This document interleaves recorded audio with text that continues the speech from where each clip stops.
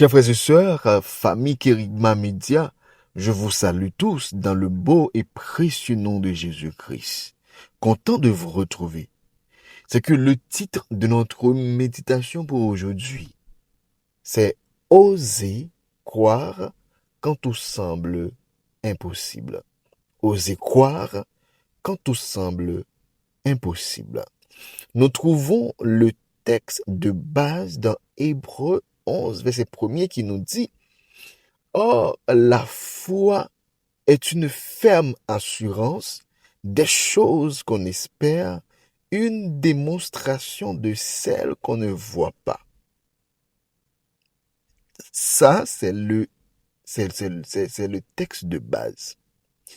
Mes frères et sœurs, un jour, dans un hôpital, un médecin entre dans une chambre et dit à une mère, « Nous avons fait tout ce qui était humainement possible.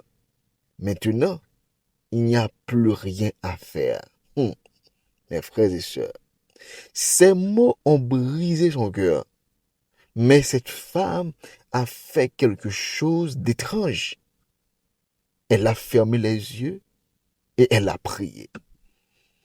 Pas une prière religieuse, pas une prière de routine, mais un cri de foi.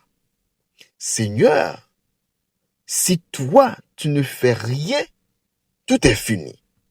Mais si tu parles, tout peut changer. Quelle foi!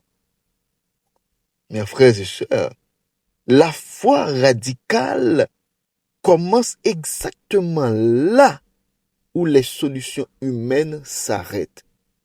Là où la logique échoue. Là où tout semble noir. La foi dans la Bible, mes frères et sœurs, chers amis, n'est pas de l'optimisme, n'est pas de la pensée positive, n'est pas un espoir vague. Parce que le mot grec pour foi, c'est pistis, qui signifie confiance totale, adhésion complète, engagement de l'être entier. C'est que la foi, la vraie foi, la foi radicale, est une position théologique. Parce que la foi radicale, une vraie foi, c'est croire que Dieu est fidèle, même quand les faits crient le contraire. C'est croire que Dieu est fidèle, même quand les faits crient le contraire. Parce que dans Romains chapitre 10, le verset 17, la foi vient de ce qu'on entend et ce qu'on entend vient de la parole de Christ. C'est que la vraie foi, encore la foi radicale, est enracinée dans la parole de Dieu, pas dans les circonstances.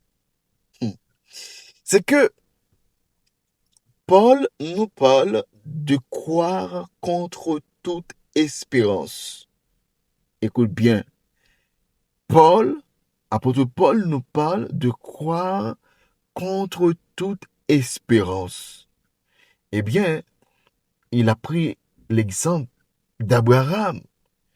Romains chapitre 4, verset 18 à 21. Le verset 18 nous dit, espérant contre toute espérance, il crut sans faiblir de la foi, étant pleinement convaincu que ce qu'il promet, Dieu peut aussi l'accomplir. Maintenant, faisons ensemble l'analyse, ok? Analyse théologique. Abraham avait combien d'années? Si je ne m'abuse pas, à l'époque, 100 ans. Et Sarah était stérile. Alors, le corps était usé. C'est que, de ce fait, logiquement parlant, la promesse semblait absurde. Mais la parole de Dieu nous dit, il n'a pas considéré son corps. il a considéré la fidélité de Dieu. C'est que, mes frères et sœurs, la vraie foi qui est la foi radicale ne nie pas la réalité, mais refuse de lui donner le dernier mot. Je reprends, mes frères et sœurs. La vraie foi ne nie pas la réalité, mais refuse de lui donner le dernier mot. C'est que la foi regarde la promesse, pas la probabilité. Oui, parce que la foi radicale, la vraie foi, c'est ose agir. C'est de passer de la conviction à l'action. Jacques 2, verset 17 nous dit, la foi, si elle n'a pas les œuvres, est morte en elle-même. C'est que la vraie foi, la foi radicale, parle quand on devrait se taire. La vraie foi, la vraie foi avance quand on devrait reculer.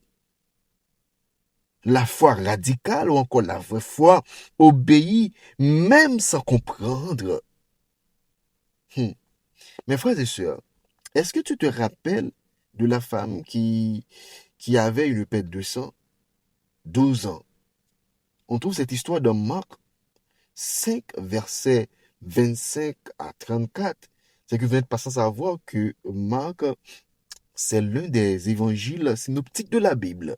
Ok?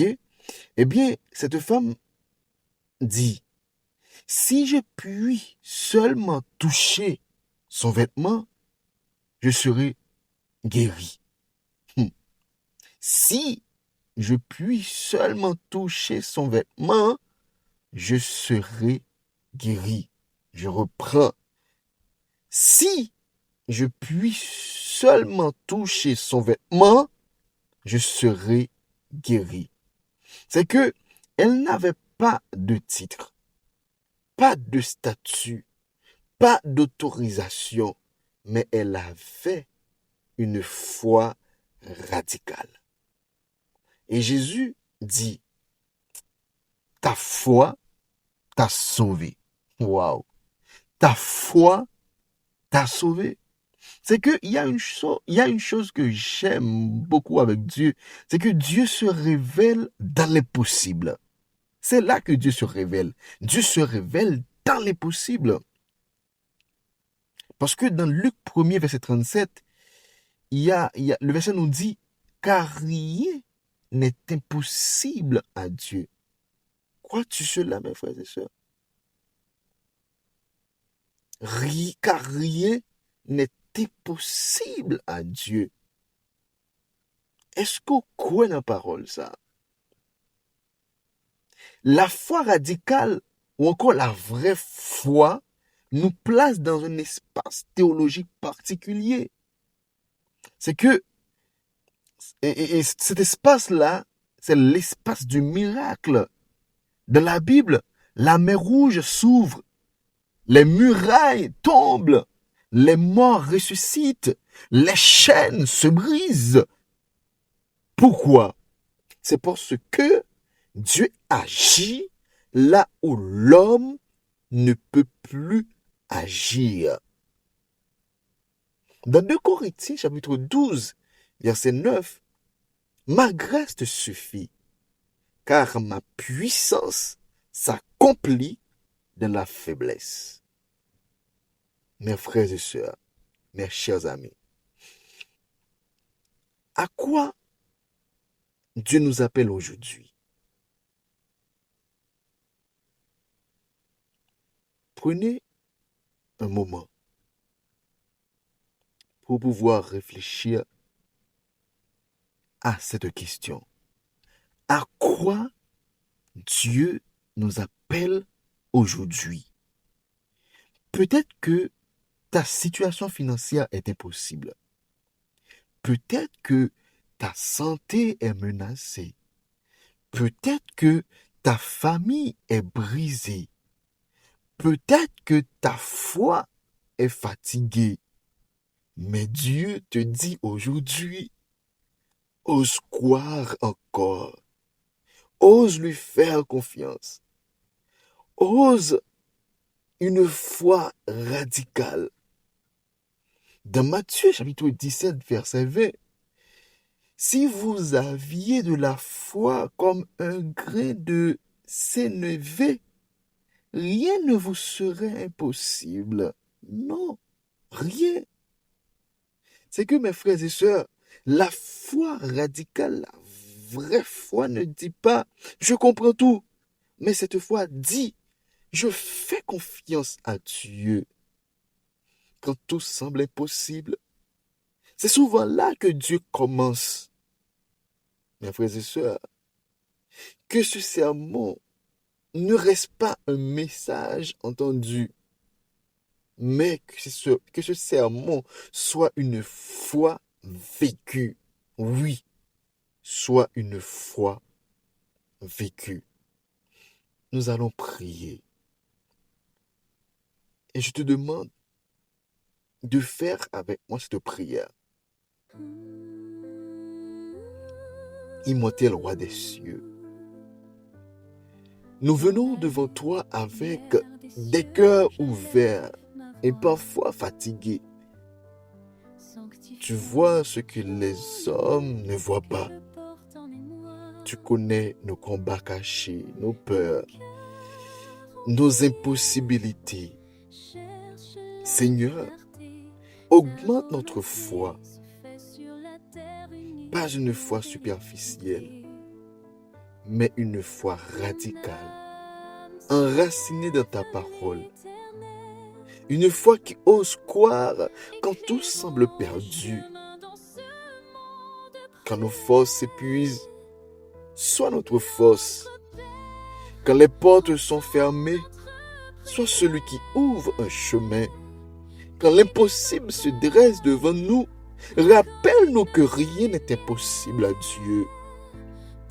Nous déposons à tes pieds nos dettes, nos maladies, nos familles, nos rêves abandonnés. Nous choisissons aujourd'hui même de te faire confiance. Non à cause de ce que nous voyons, mais à cause de ce que tu es. Agis, Seigneur, dans ta gloire. Restaure ce qui est brisé. Ranime ce qui est mort. Relève ceux qui sont tombés. Et que ta paix, qui surpasse toute intelligence, garde nos cœurs et nos pensées en Jésus-Christ. Nous te le demandons avec foi. Au nom de Jésus-Christ, qui vive et qui règne au siècle des siècles. Amen. Que Dieu vous bénisse abondamment.